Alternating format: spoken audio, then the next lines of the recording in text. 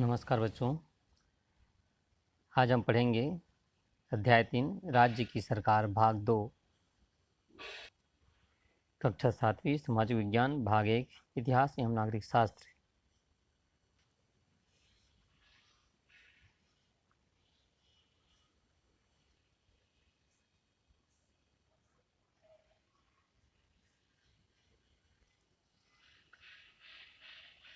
पिछले पाठ में हमने भारत की राज्य व्यवस्था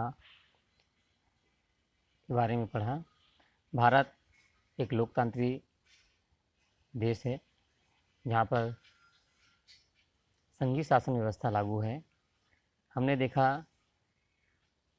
कि सरकार का गठन किस तरह होता है, सरकार बनाने के लिए विधायक कैसे चुने जाते हैं, सरकार कैसी बनती है, मुख्यमंत्री का चयन कैसे होता है, मुख्यमंत्री का नियुक्ति कौन करता है, इसके बारे में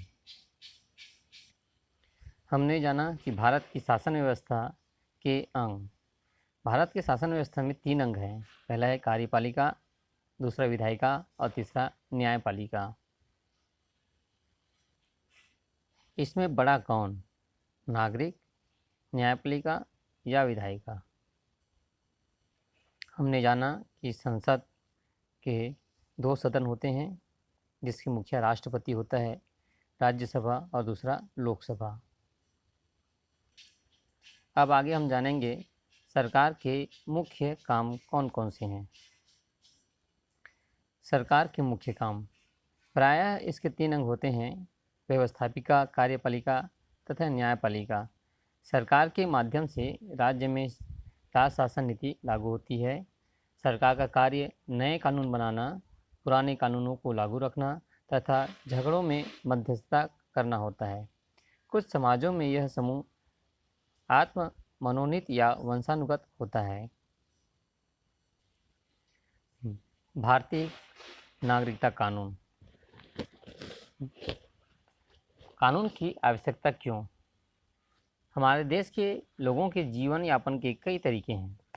कोई किसान है, कोई मजदूर है, कोई अमीर है और कोई गरीब है, कोई दुकान चलाता है तो कोई पढ़ाता है।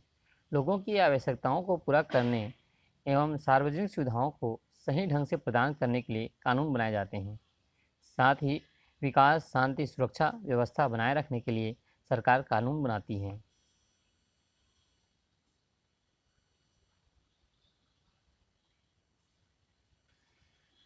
कानून की जानकारी, काम की बात।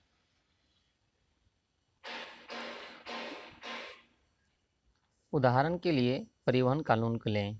परिवहन व्यवस्था को सही ढंग से चलाने के लिए बस, टैक्सी, टेम्पो, ट्रक आदि चलाने वालों को परमिट दिए जाते हैं ताकि सभी लोगों को कहीं भी आने जाने की उचित सुविधा उपलब्ध हो। साथ ही सभी बसें, टैक्सी आदि व्यवस्थित रूप से चलें।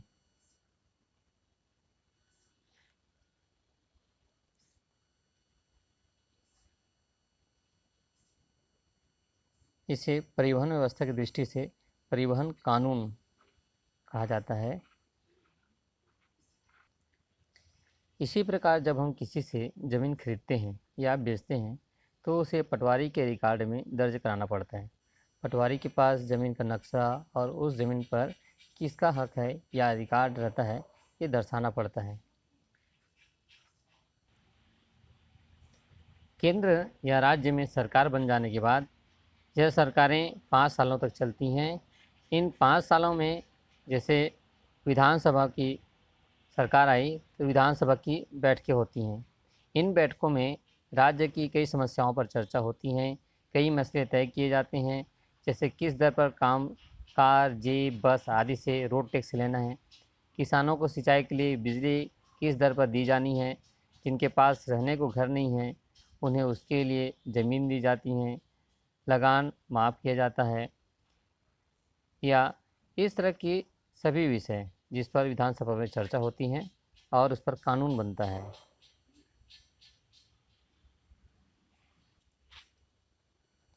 ऐसे कई मसले होते हैं जिसमें विधायकों द्वारा मंत्रियों से प्रश्न पूछे जाते हैं। किसी विधायक ने कहा महंगाई बढ़ गई है, उसे काम करने के लिए आप क्या कर रहे हैं, तो वित्त मंत्री को जवाब देना पड़ता है।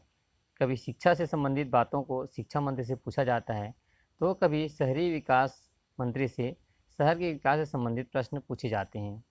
विधायक सभी मंत्रियों के जवाब से संतुष्ट होते हैं तो कभी असंतुष्ट।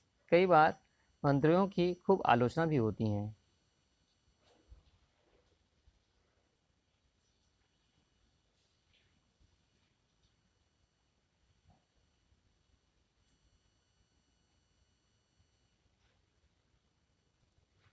नए श्रम कानून से मजदूरों को कितना फायदा? न्यूनतम मजदूरी पर कानून बनाना। विधानसभा में कानून कैसे बने, इसे जानने के लिए आइए विधानसभा में एक कानून पर होने वाली चर्चा पर बहस को देखें। सबसे पहले मंत्रिमंडल ने तय किया कि मजदूरों की स्थिति को सुधारने के लिए एक प्रस्ताव पेश किया जाए। इसलिए श्रम मंत्री ने विधानसभा में न्यूनतम मजदूरी का बिल पेश किया। पहले दिन प्रस्तावित विधेयक की प्रतियां बांटी गईं। विधेयक पेश करते हुए श्रम मंत्री ने कहा, पिछले कुछ सालों में उत्पादन बहुत बढ़ गया है, लेकिन मजदूरों की मजदूरी नहीं बढ़ी है। विधेयक पेश करते हुए श्रम मंत्री ने कहा, पिछले कुछ सालों में उत्पादन बहुत बढ़ा है, लेकिन मजदूरों की मजदूरी नहीं बढ़ी है। कई मजदूर संगठनों ने मजदूरी बढ़ाने के लिए आवाज़ उठाई है। कई बार हड़तालें भी हुई हैं। इससे उत्पादन पर बहुत बुरा असर पड़ा है। वास्तव में मजदूरों की मांगें जायज़ हैं। सरकार को जनहित में सोचना चाहिए। इन सब बातों को ध्यान में रखते हुए मैंने यह प्रस्ताव अर्थात बिल रखा है। इसमें उद्योगों में काम करने वाले मजदूरों की कम से कम मजदूरी को अभी 70 रुपये प्रतिदिन है,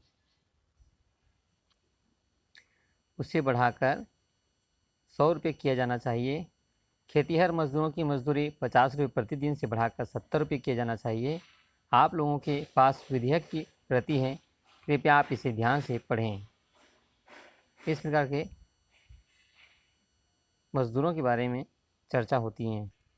ऐसे ही कानून के तहत मनरेगा जैसे कानून आया और इससे मजदूरी बढ़ी, मजदूरों को रोज़गार मिला और लोगों की गरीबी पर एक अच्छा काम हुआ, लोगों की अर्थव्यवस्था बढ़ाने में काम हुआ। कुछ दिन बाद इस प्रस्ताव पर चर्चा हुई। सभी ने बिल बड़े ध्यान से पढ़ा था। हर बिंदु पर विस्तार से विचार हुआ था। कोई बिल के पक्ष में बोलता तो कोई विपक्ष में। विधेयक पर बहस। कुछ दल के विधायक ने बिल का समर्थन किया। उन्होंने कहा कि हमारे राज्य में अधिकांश खेतीहर मजदूर हैं।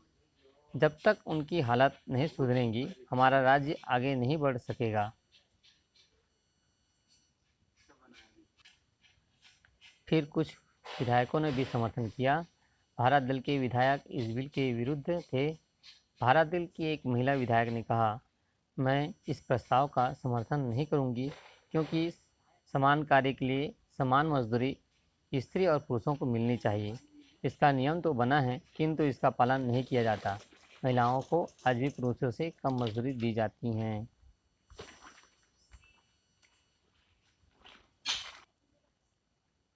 सरकार की ओर से एक विधायक ने खड़े होकर कहा, सरकार यह ध्यान देगी कि मजदूरों को नए दर से मजदूरी दी जाए, महिला और पुरुषों को समान मजदूरी मिले, इसके लिए इस बिल में खास प्रावधान किए गए हैं। आखिर में विधानसभा अध्यक्ष ने कहा कि इस बिल पर काफ़ी चर्चा हो गई है, अगले दिन इस पर मतदान होगा।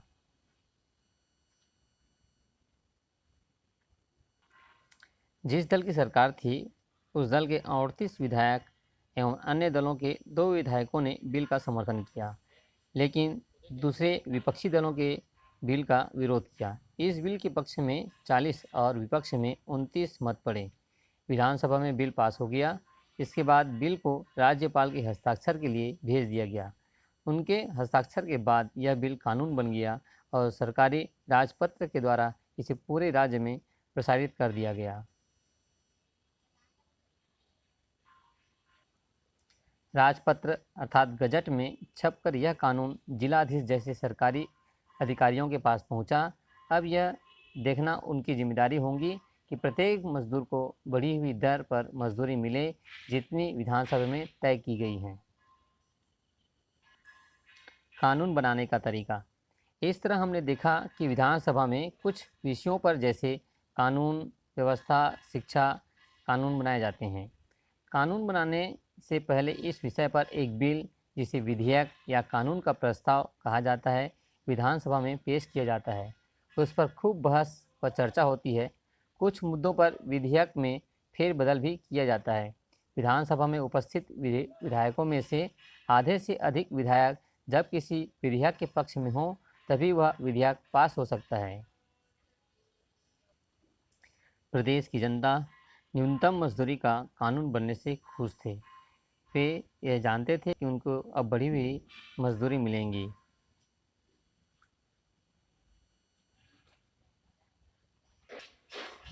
प्रदेश की जनता यह जान चुकी थी कि उन्हें अब बढ़ी हुई मजदूरी मिलेंगी। इस बात पर वे बहुत खुश थे। लेकिन प्रदेश की महिलाएं इस बात के लिए संदेह जताती हैं कि क्या उसे अब भी कम मजदूरी मिलेगा या सरकार ने जो तय की है वह मजदूरी उसको सही रूप से मिलेगा।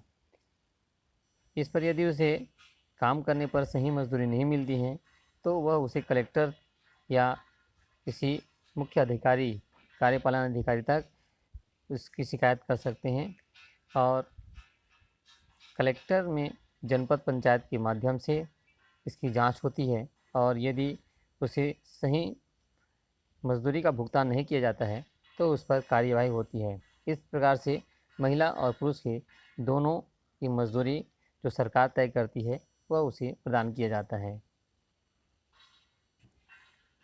देश में कानून लागू करना।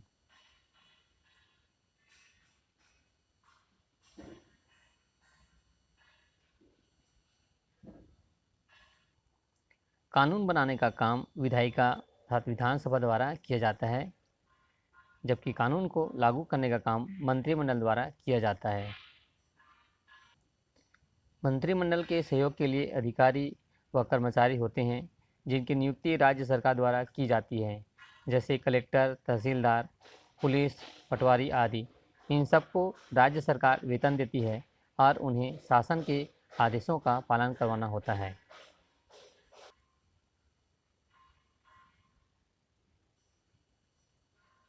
हमारे प्रदेश छत्तीसगढ़ में